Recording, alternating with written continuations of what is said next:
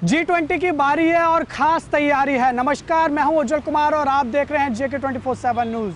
दुनिया के सबसे बड़े मंचों में से एक G20 समिट में दुनिया के कई महाशक्तियों का मिलन होगा और इस सम्मेलन की अध्यक्षता भारत करने जा रहा है। लेकिन सबसे बड़ा सवाल ये खड़ा उठता है कि भारत इसकी अध्यक्षता कर रहा है, भारत को इससे क्या मिलेगा, दुनिया को इससे क्या मिलेगा, क्योंकि जितनी भी महाशक्तियां हैं उनका जो मिलन है वो राजधानी दिल्ली में होगा। कई विषयों पर चर्चा होगी, इकोनॉमिक्स पर बात होगी, पर्यावरण पे भी बात होगी और साथ ही किस तरीके से दुनिया की बेहतरी के लिए काम करना है, इन तमाम मुद्दों पर बात होगी।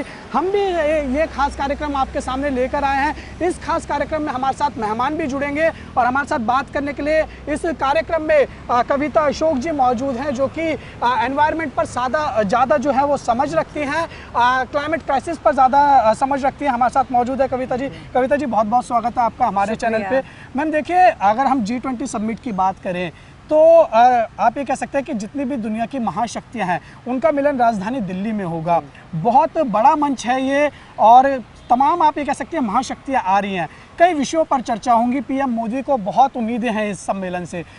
इकोनॉमिक्स पे भी बात होगी, लेकिन मैम दुनिया के सामने सबसे बड़ा जो इस वक्त सवाल खड़ा हो रखा है वो है क्लाइमेट इशू, क्लाइमेट क्राइसिस। तो मैम ये सम्मेलन होगा, इसमें किस तरीके से क्लाइमेट पर चर्चा की जानी चाहिए? आप एक क्लाइमेट एक्टिविस्ट हैं, आप समझ रखती हैं इस पर, तो दर्शकों को जानकारी दीजिए किस तरीके से इसमें सारी चीज़ें हो सकती हैं। देखिए, सबसे तो बहुत बहुत बधाई कि हमारा सौभाग्य है कि हम होस्ट हैं इस बार। और पर्यावरण पे क्योंकि मैं काम करती हूँ और थोड़ी बहुत अपने प्रयास करती आई हूँ इतने सालों में, तो मैं समझती हूँ कि हर भारतीय के लिए बड़ी गर्व की बात है कि हम G20 समिट को 2023 में होस्ट कर रहे हैं। और प्रधानमंत्री जी का देखिए ना, सिर्फ इस महीने या इस साल से नहीं, कुछ वर्षों से बहुत ज़्यादा प्रयास रहा है कि इंडिया जो है वो पायनियर रहे, एनवायरनमेंट में हम आगे चढ़ें, आगे बढ़ें और लोगों को इंस्पायर करें। तो पॉलिसीज़ जो हैं और जो भी हमारे प्रयास रहे हैं वो उसी के कारण आज हमें ये सौभाग्य मिला है कि हम होस्ट बनेंगे। हाँ। मैम देखिए, पीएम लगातार अपने भाषण में, अपने सम्मेलनों में जहाँ जाते हैं वो भारत को बढ़ाने की बात तो करते हैं, लेकिन उनके अगर आप भाषण ध्यान से देखेंगे, सुनेंगे तो क्लाइमेट क्राइसिस और ग्लोबल वार्मिंग की भी उन्होंने काफ़ी बार जो चर्चा की है। अब देखिए, सारी महाशक्तियाँ यहाँ पर आ रही हैं, तो किस तरीके से इस पर चर्चा होनी चाहिए ताकि ग्लोब की अगर हम बात करें तो उसके लिए भी बहुत ज़्यादा बेनिफिट वाली ये बात होगी। कैसे ये मुद्दा हल हो सकता है? देखो, अभी तक क्या था कि बहुत सालों से लोगों ने सोचा कि climate change is not real, ये तो बस एक एक्टिविस्ट का बहाना है और फेम के लिए और हल्ले गुल्ले के लिए हो रहा है। और कोई मानता नहीं था। मैं कह रही हूँ कि 5-7 साल पहले तक भी मैं जब से बोल रही थी, बात करती थी, तो लोग समझते थे कि ये पास टाइम है, ये कोई सीरियस वर्क नहीं है। कभी भी किसी ने पर्यावरण को इतनी सीरियसली नहीं लिया जितनी अब दुनिया ले रही है। और वो इसलिए ले रही है क्योंकि अब जो है ना, पानी सर के ऊपर चला गया। पहले जब चेतावनी मिल रही थी तो हम समझे नहीं, हम इग्नोर कर रहे थे। अब देखिए, फ्लडिंग है, लैंडस्लाइड है, डिफॉरेस्टेशन है, हर तरफ जंगल काट के इन्होंने अर्बन स्पेसेस बना दिए। उसका एग्जांपल हम देख सकते हैं हिमाचल में जो हुआ लैंडस्लाइड जिस तरीके से। मतलब मैं कह रही हूँ, अमेज़न फायर देखिए, कैलिफोर्निया में देखिए, कभी ब्राजील में कुछ हो रहा है, कभी टाइफून आ रहे हैं एशिया में। तो ऐसा है कि जब तक प्रकृति ने पूरा अपना प्रकोप हमें नहीं दिखाया ना, तब तक हम ये माने ही नहीं कि मानव की कितनी गलती है इम्बैलेंस लाने में। एग्जैक्टली मैम देखिए, अगर हम बात करें, पीएम जब वहाँ पर गए थे उन्होंने भी बहुत ज़्यादा बातें करी ब्रिक्स सम्मेलन में। अगर मैम दुनिया को समझाना हो तो वो किस तरीके से भारत आगे आ सकता है, क्योंकि ये बहुत बड़ा मंच है, G20 में महाशक्तियाँ आ रही हैं, तो भारत के क्या कुछ प्रयास रहने चाहिए, क्या कहेंगे, किस तरीके से? देखिए, भारत तो ये प्रयास पहले से, सबसे पहली बात मैं ये शेयर करना चाहूँगी कि G20 ये ना लोग समझें कि कल से ही शुरू है और वो 2-3 दिन का प्रोग्राम है, ऐसा नहीं है। क्योंकि जो हमारी जो इंडिया, भारत की जो तैयारी है वो बहुत मतलब टाइम से चल रही है। शायद कम लोगों को पता होगा कि जो Tier 2 सिटीज़ हैं उसमें हर जगह पर G20 की कॉन्फ्रेंसेज हुई हैं, मीटिंग्स हुई हैं और उस लेवल पे लोगों को इंक्लूड करा गया है। तो मतलब ये हुआ, ये वाली जो हम होस्ट कर रहे हैं समिट, ये सिर्फ हम ये ना समझें कि विदेशों से लोग आ रहे हैं, लीडर्स आ रहे हैं, वही कुछ पॉलिसी फॉर्मेशन करें, ऐसा नहीं है।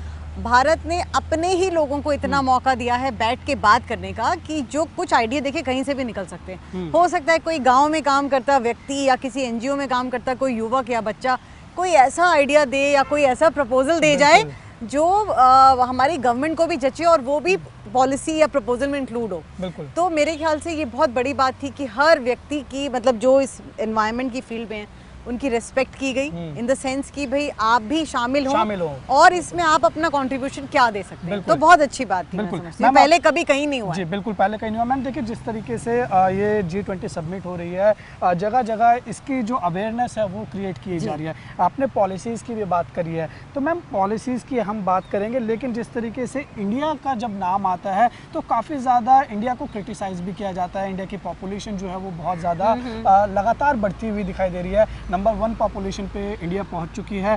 कार्बन डाइऑक्साइड की जब बात होती है उसमें भी इंडिया को काफ़ी ज़्यादा क्रिटिसाइज करना पड़ता है। ग्लोबलाइजेशन हो रही है, लेकिन जिस तरीके से इंडस्ट्रियल का सेटअप हो रहा है उसमें भी जो है वो इंडिया का नाम आता है। तो इसको किस तरीके से कंट्रोल करना चाहिए ताकि डेवलपमेंट भी हो लेकिन नेचर को नुकसान ना हो, क्या कहेंगे आप? देखो ऐसा है उज्जवल कि जो काम करता है ना, क्रिटिसाइज तो उसे ही किया जाता है। तो मैं ऐसे सोचती हूँ बहुत पॉजिटिवली कि जब हम काम करेंगे तभी तो कोई मीन मेक निकालेगा। जो काम कोई करेगा नहीं, कोई देश आगे बढ़ के कोई ट्रायल नहीं, कोई कोई हिट एंड ट्रायल मेथड नहीं, कोई प्री प्लान्ड पॉलिसी नहीं, कोई एफर्ट नहीं, कोई गाँव में जा कर के देखना नहीं कि क्या हो सकता है, ग्रीन इकोनॉमी कैसे है, सर्कुलर इकोनॉमी क्या होगी। तो जब तक प्रयास नहीं करोगे तो आपका कोई रिजल्ट नहीं आएगा और क्रिटिसाइज तो होना ही है। आप देखो थॉमस एल्वा एडिसन ने बल्ब बनाया था, 10,000 बार फेल हुए थे तब जाके सक्सेसफुल हुए थे। तो मैं समझती हूँ कि हमारी जो इकोनॉमी की अप्रोच है, भारत की जो अप्रोच है टुवर्ड्स एनवायरनमेंट, वो कुछ ऐसी भी है कि हम काम करेंगे तभी तो लोगों को क्रिटिसाइज करने का मौका मिल रहा है। जब हम काम ही नहीं करेंगे, इस डर से बैठे रहेंगे कि शायद कोई कुछ हमें टोक ना दे, शायद वेस्ट का कोई बड़ी सुपर पावर हमें ना टोक दे, वो क्या सोचेंगे, ये सब जो है आई थिंक मोदी जी की लीडरशिप में हम ये भय भूल चुके हैं। बिल्कुल मैम। हम निडरता से अब काम कर रहे हैं, आगे बढ़ रहे हैं। एग्जैक्टली मैम, आपने ग्रीन इकोनॉमी की बात करी। देखिए अगर हम एग्रीकल्चर सेक्टर की बात करें, एग्रीकल्चर सेक्टर में इंडिया को आप देखेंगे तो इंडिया ने हमेशा अपना लोहा मनवाया है। जिस तरीके से इंडिया के फार्मर्स हैं, काम करते हैं, उससे भी इकोनॉमी में बहुत ज़्यादा प्रभाव पड़ता है। क्या कहेंगे आप इसके बारे में? देखिए फार्मर्स तो, जो भारत जो देश है वो तो एग्रीकल्चर इकोनॉमी पे हमारा बेस्ड है, exactly. किसानों का देश है। बिल्कुल। मैं तो समझती हूँ किसान ना हो तो हमारे देश की इकोनॉमी वैसे ही डगमगा जाएगी। तो किसानों को तो जो है बहुत प्रणाम है और मैं समझती हूँ कि वही हमारी रीढ़ की हड्डी है। जैसे गाँव और किसान, ये है भारत की हड्डी। अर्बन डेवलपमेंट अलग चीज़ है, मगर बिना एग्रीकल्चर के हमारी इकोनॉमी स्ट्रांग हो ही नहीं सकती। एग्जैक्टली मैम, देखिए G20 सबमिट हर देश में होता है ये, लेकिन इंडिया में हो रहा है, इसका बहुत ज़्यादा प्रभाव इंडिया में देखने को मिल रहा है। क्योंकि आप देखेंगे अगर हम ये नई दिल्ली ज़िले में खड़े होकर बात कर रहे हैं, बहुत ही खूबसूरत ये बना रखा है, आप देख सकते हैं। एक बार मैं अभिषेक से कहूँगा जो हमारे कैमरा पर्सन है, बहुत ही खूबसूरत। देखिए जहाँ एनवायरनमेंट आता है मैम, अलग वहाँ पर दिल खुश हो जाता है, देख सकते हैं मैम। और NDMC ने भी खासा तैयारी की है, सरकार ने खासा तैयारी की है। अगर हम प्लांट्स की बात करें तो तकरीबन NDMC ने 7 लाख से ज़्यादा प्लांट्स लगाए हैं। इस बारे में आप क्या कहेंगे एज अ एनवायरमेंटलिस्ट, क्या कहेंगे मैम? आप बताइए ज़रा, थोड़ा आप अपना व्यू दीजिए, आपको कैसा लग रहा है मैम? ये देखो मैं समझती हूँ कि तैयारी जो हमने करी है वो तो खूबसूरती तो देखो करनी पड़ेगी, क्योंकि जब लीडर्स आएंगे और डेवलपमेंट जो है, हमें अपनी जो है पर्यावरण के लिए प्रेम है वो हम दिखा रहे हैं, मगर असली काम जो है ना वो ग्राउंड वर्क पे होता है और हो चुका है। क्योंकि खाली कुछ पौधे और कुछ लाइट लगाने से हम ये कोई भी देश प्रूव नहीं कर सकता कि मैं पर्यावरण प्रेमी हूँ। उसके लिए हमें वाइल्ड लाइफ की सुरक्षा करनी है। बहुत डीप काम है ये। बिल्कुल वाइल्ड लाइफ ही करनी है। ओशन हमें अपने साफ रखने हैं, समुद्र नदियाँ हमें रेस्टोर करनी है। देखिए हमारे तो 2 अच्छे बहुत बड़े बड़े प्लान चल रहे हैं, एक है यमुना एक्शन रेस्टोरेशन प्लान, एक है नमामि गंगे। और साउथ में भी जो नदियां हैं और जैसे बैंगलोर की लेक है, मतलब ऐसे हजारों एग्जाम्पल है मेरे दिमाग में जहां पर बहुत अच्छा काम हो रहा है। बिल्कुल। तो it's not that we are just talking about it, हम कुछ प्रयास भी कर रहे हैं। हम चाहे हम 100% फेल हो या हम 80% पास हो रहे हैं, मगर काम हमारा जारी है। और मुझे लगता है कि बिना काम करे, बिना हाथ हिलाए, हम इस लायक भी नहीं कि हम दुनिया के आगे खड़े होकर कुछ बोल जाएं। बिल्कुल मैम, ये खूबसूरत लग रहा है आपने बताया। लेकिन जिस तरीके से ये सरकार का प्रयास है, 7 लाख पौधे लगाना मैम आसान बात नहीं है, पूरी दिल्ली में लगाना, और जो बंजर जमीन थी उनको भी ठीक किया गया है। इस पर आपकी क्या राय है? देखिए दिल्ली तो क्योंकि होस्ट है, मैं भी यहाँ रहती हूँ, तो मैं समझती हूँ ल्यूटन्स दिल्ली तो पहले भी खूबसूरत था, और क्योंकि अब यहाँ सब लीडर्स आ रहे हैं और सबका रहने का इंतजाम भी यहाँ है, तो ज़रूर हमने कुछ खास प्रयास करे और वो सही मायने में बिल्कुल ठीक है, क्योंकि हमारा शहर है, हमारा देश है, हमें गर्व है। बिल्कुल मैम, आपने जैसे अभी नमामि गंगे की बात करी, उस प्रोजेक्ट की बात करी, बहुत ज़्यादा डीप में जाके उसके काम हो रहा है, तो इस तरीके की प्रोजेक्ट्स की खासकर अगर हम इंडिया की बात करें कितनी ज़्यादा ज़रूरत है मैम, और कितने ज़्यादा लार्ज स्केल पे ज़रूरत है? देखिए, नमामि गंगे तो बहुत बड़ा प्रोजेक्ट है और कुछ सालों से ये चल रहा है। और देखिए, स्पेशली जो गंगा है ना, वो सिर्फ, अब क्योंकि हम थोड़ा डिटेल में जाए, गंगा जो है वो सिर्फ ये तो नहीं है कि एक ही स्टेट से बह रही है। exactly. हाँ, वो 2-3 स्टेट्स को कवर करती हुई आ रही है। और रीजन से देखेंगे तो जगह जगह पर पोल्यूशन है, टैनरीज हैं, फैक्ट्रीज हैं, केमिकल वेस्ट है, शहरों का गंद है। तो उसमें तो जो है वक्त भी लगेगा, और हर स्टेट, हर शहर के नागरिकों को ये समझना पड़ेगा कि सिर्फ दिल्ली में बैठी हुई मिनिस्ट्री जो पॉलिसी बनाएगी या जो भी फॉर्मुलेशन करेगी रूल्स के, उसमें आपका सहयोग तो सर्वप्रथम जरूरी है। बिल्कुल, उसके बिना हो नहीं पाएगा। एग्जैक्टली मैम, सरकार चाहे जितनी मर्जी पॉलिसी बना ले, भी यही हाल है। बिल्कुल दिल्ली में हम देखते हैं सरकार पॉलिसी बनाती है, लेकिन जब तक लोगों की भागीदारी नहीं होगी, सरकार के साथ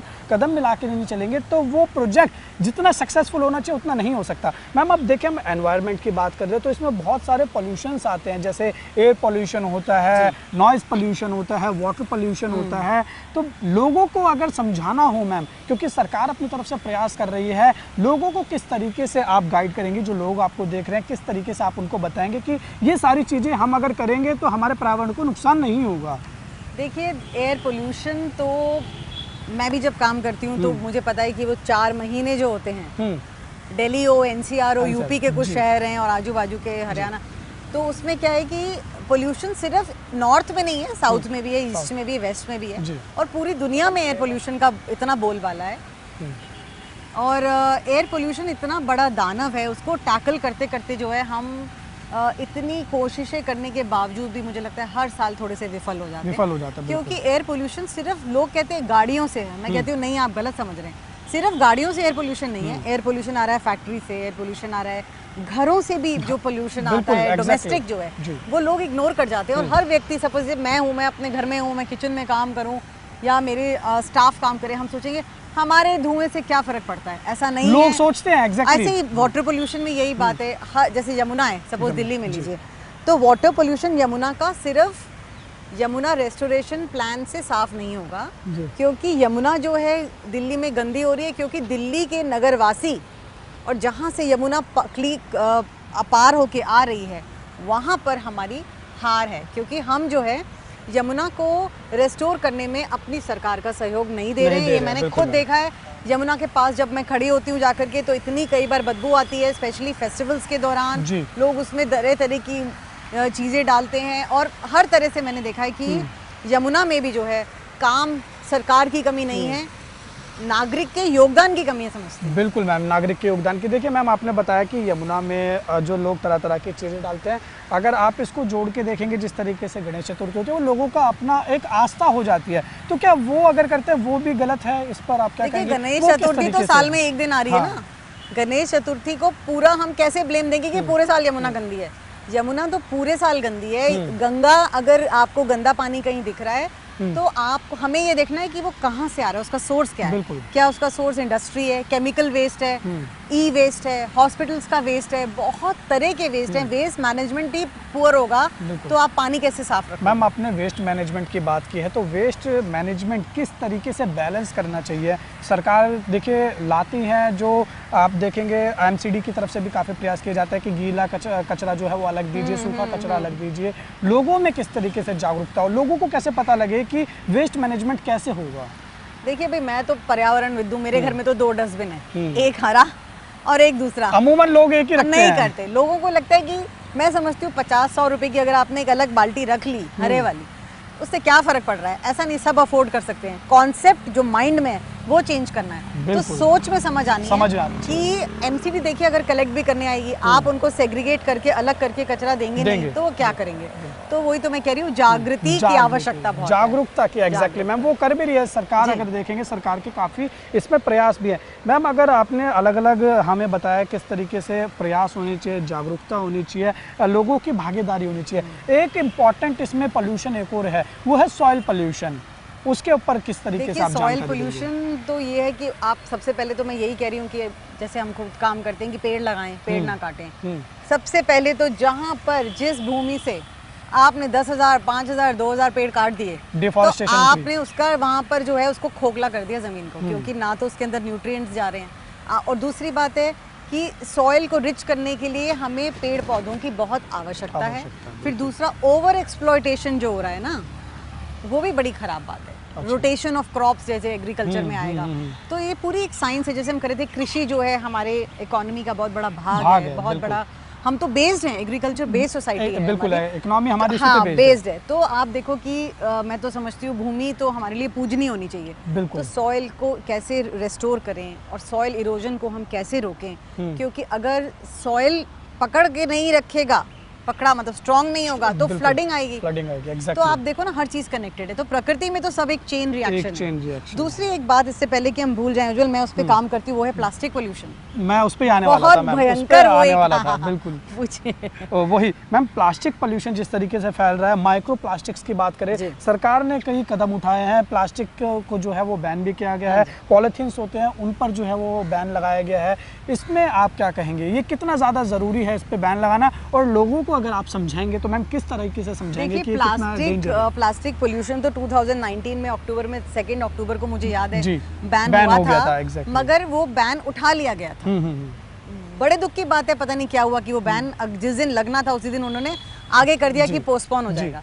अब दोबारा थैलियों पर और ये डिस्पोजेबल चम्मच, प्लेट, ये सब पे बैन है। मगर मैं मानती हूँ इस बात को कि हमारे दर्शक ये जानते भी नहीं होंगे कि उस पे बैन है, क्योंकि दुकानदार बेच रहे हैं और लोग खरीद रहे हैं। एग्जैक्टली। तो गलती वहाँ पर प्रोडक्शन में भी आ रही है कि प्रोड्यूस तो हो रहा है, रोक नहीं आई इंडस्ट्री में। बिल्कुल। और दूसरी बात है, कंज्यूमर को मिल रहा है और सस्ता मिलता है, सस्ता मिलता है, वो खरीदते हैं। वो ऑर्गेनिक चीज आजकल महंगी है और प्लास्टिक की सस्ती है। तो ये जो गैप है, ये किसी तरह से हमें इसको फिल करना है और सब्स्टिट्यूट प्लास्टिक के लाने हैं, सब्स्टिट्यूट इंडस्ट्री को बढ़ावा देना है। मैम, प्लास्टिक कितना डेंजर हो सकता है एनवायरनमेंट के लिए? देखिए, प्लास्टिक तो इतना डेंजरस है कि अगर आप एक प्लास्टिक की बोतल अगर अभी हम यहाँ फेंक जाएं सुंदर गार्डन में जहाँ हम खड़े हैं न्यूटन वैली में, तो वो कभी भी वो बायोडिग्रेडेबल है ही नहीं। वो घुल मिल के कभी मिट्टी में समेगी ही नहीं। वो आप हजारों साल बाद आएंगे, आपको प्लास्टिक वहीं मिलेगा। तो ये हालत है प्लास्टिक की। एक और प्लास्टिक का नुकसान ये है, जो हम माइक्रो प्लास्टिक की बात कर रहे थे, वो हमारे फूड में है। आप हमारे बच्चे देखिए चिप्स खाते हैं, वो प्लास्टिक के बैग में। हम कुछ भी पीते हैं, कोल्ड ड्रिंक पीते हैं, वो प्लास्टिक की बोतल में है। Everything is in plastic. आजकल फ्रिज में देखिए प्लास्टिक भरा हुआ है, bottles, containers, everything is plastic. जो हम यूज करते हैं उसमें मैं समझती हूँ अब तो प्लास्टिक इंडस्ट्री ने इतना टेक ओवर कर लिया है, 70% तो हर चीज प्लास्टिक है। क्योंकि आदमी सोचता है कि मैं मिट्टी का बर्तन लूँ तो टूटेगा, महंगा रहेगा, स्टील लूँ तो महंगा है। वो प्लास्टिक तो देखिए 50 पैसे में एक कप मिल जाएगा, चाय पीजिए, उसको फेंकिए। आपने तो फेंक दिया, मगर प्रकृति पर जो आपने जो गाली दी है प्रकृति को, वो भूमि आपको रोकर बता रही है कि मेरे को प्लीज प्रदूषित मत करें। तो मैं तो यही समझती हूँ, मेरी तो दर्शकों से यही है कि जागरूक होइए और कम से कम आप इंडिविजुअली प्लास्टिक पोल्यूशन में अपना कंट्रीब्यूशन मत दीजिए। यही आपका एक नागरिक होने का आपका एक हक है और आपका, मैं सोचती हूँ कि दायित्व भी है ये लोगों का। बिल्कुल। मैम, आपने प्लास्टिक के बारे में बताया, लेकिन जिस तरीके से प्लास्टिक प्रोड्यूस होता है उसको बनाने में भी एनवायरनमेंट में बहुत ज़्यादा नुकसान होता है। देखिए, टॉक्सिक फ्यूम्स तो होंगे ही ना, जब वो चीज़ ही इतनी गलत बन रही है, तो उसका प्रोडक्शन, उसका प्रोसेस, उसका वेस्ट, तो वो पूरी की पूरी जो एक वो आई थिंक जो प्रोडक्ट है, मेरे हिसाब से तो प्रोडक्ट ही गलत बना था। वो इसलिए बना था क्योंकि बड़ी इंडस्ट्रीज का जो वेस्ट था उसको किस तरह से रिसाइकल करा जाए, यूज करा जाए। तो ये वेस्ट में शुरू हुआ था कि जो वेस्ट था वो कैसे फेंके। तो उन्होंने कहा चलो ऐसा कुछ बनाओ जो ये यूज भी हो जाए और बिक जाए। तो बेसिकली कॉलोनियल थॉट है ये। हाँ, कि कैसे उस वेस्ट को उन्होंने कन्वर्ट करा और आज देखिए प्लास्टिक ने पूरी इंडस्ट्री को टेक ओवर कर लिया। एग्जैक्टली। मैम, G20 समिट पे हम बात कर रहे हैं, ग्लोबल लीडर्स यहाँ पर आ रहे हैं। अगर इस पे पॉलिसीज़ बनती हैं तो किस तरीके की पॉलिसीज़ बनाने की इस वक्त बहुत ज़्यादा आवश्यकता है, क्योंकि किस स्टेज पे इस वक्त हम खड़े हैं अगर एनवायरमेंटल क्राइसिस की बात करें तो? देखिए, ऐसा है कि एनवायरमेंटल क्राइसिस तो आ ही चुका है। We know it's on our heads, मगर हम डिनाइल मोड में थे। जैसे बोलते हैं ना, आंख बंद कर लो तो सब कुछ सुंदर सवेरा ही है, अंधेरा नहीं है। तो हमें हमारी जो पॉलिसीज़ हैं वो I think what ever will be worked upon will be sustainable lifestyle कैसा हो, बैलेंसिंग ऑफ रिसोर्सेज कैसे हो, प्रो प्लैनेट यानी कि पृथ्वी के लिए, अर्थ के लिए क्या फ़ायदेमंद है, ऐसी पॉलिसीज बन के निकलेंगी। बिल्कुल। तो मुझे लगता है कि G20 के जो हम भारत जो होस्ट कर रहा है उसमें ऐसी निष्कर्ष निकलेंगे, ऐसी पॉलिसीज़, ऐसे थॉट प्रोसेस होंगे, ऐसे डिस्कशन पैनल्स होंगे जिसमें योगा की काम वो हो एनवायरनमेंट में जो अर्थ फ्रेंडली हो, इको फ्रेंडली हो, ऑर्गेनिक हो, डिस्ट्रीब्यूशन ऑफ रिसोर्सेज हो। इसमें बहुत सारे पॉइंट्स हैं पर और वन अगर मैं लाइन बोलूँ तो अर्थ फ्रेंडली हो, यानी कि पृथ्वी के लिए जो अच्छा हो, शुभ हो, वही हो। बिल्कुल मैम। मैम बहुत शुक्रिया, आपने हमारे साथ बात की, एक खास कार्यक्रम में आया, आप दर्शकों को बताने की कोशिश की कि एनवायरनमेंट क्राइसिस कितना इंपॉर्टेंट हो चुका है और किस स्टेज पर आके खड़ा हो चुका है। जाते जाते आखिरी एक सलाह अगर आप कोई हमारे दर्शकों को, देशवासियों को देना चाहेंगे, क्या बोलेंगे मैम? मैं तो यही कहूँगी कि देखिए, जो इस बार की थीम है वासुदेव कुटुंबकम, यानी कि one family, one earth and future of all of us together. तो हमें इसमें साथ मिलके चलना है, एक परिवार की तरह चलना है। और अगर आपका परिवार स्वस्थ रहेगा, क्योंकि इको फ्रेंडली रहेगा तो स्वस्थ रहेगा, बिल्कुल स्वस्थ रहेगा और हरा भरा आप एनवायरनमेंट रखेंगे तो आप भी लंबे चलेंगे और पृथ्वी भी लंबी चलेगी और भारत देश का जो प्रयास है वो अमर रहेगा और हम इसमें पायनियर बन के चलेंगे। जय हिंद। जय हिंद। बहुत शुक्रिया मैम हमारे साथ बात करने के लिए। तो आपने देखा, ये थे हमारे साथ बात करने के लिए कविता अशोक। खास कार्यक्रम आपके सामने हम लेकर आए थे क्योंकि G20 समिट की जो अध्यक्षता इस बार भारत कर रहा है।